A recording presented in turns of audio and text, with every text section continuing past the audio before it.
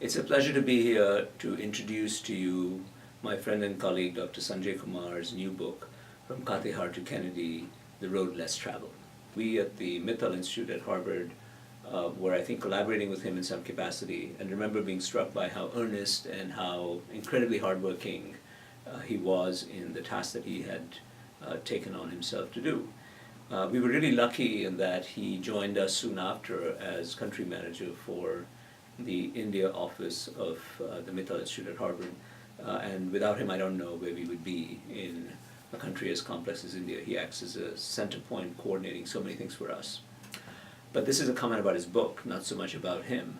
I wrote a short foreword to the book, mostly because I can relate very much to Sanjay's experiences. I didn't, fortunately for me, didn't come from a background like his, but in my role at Harvard, both as a professor and intellectual, as an entrepreneur, I tend to work a lot with people that I would describe as lost Einsteins. And what I mean by lost Einsteins is that there's so many people whose talent is unrecognized in the world.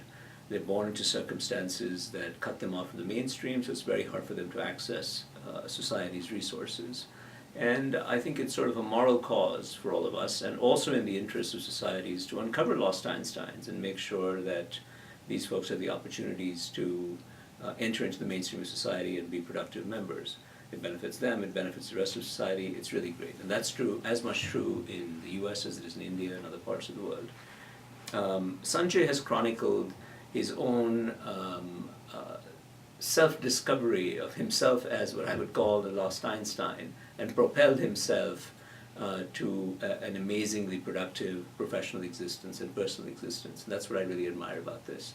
And I think the book is valuable not so much, not only in the way that it tells a story, a very personal story of one person's journey through obstacles and with perseverance, grit, courage, and demonstration of a lot of moral fiber, but I think it's interesting for the broader patterns that it epitomizes, that we should try to emulate in every way possible. I remember when I was writing the foreword, I reflected on an experiment that my colleague at Harvard, Karim Lakhani, and I started a couple of years ago with the help of the Mittal Institute, which is something called Summer Crossroads. And it's an attempt to find these lost Einsteins. And last year, just to give some color to this, we were able to attract thousands of applications to a one-week program in Dubai, and people applied from 23 different countries in Africa, Central Asia, South Asia, Middle East, Eastern Europe, to come to this program. And it was amazing to see how much talent just came out of the woodworks and said, we would like to participate in this. And we were able to bring some of them to Dubai and I think give them an experience that they really enjoyed, and we certainly did as well.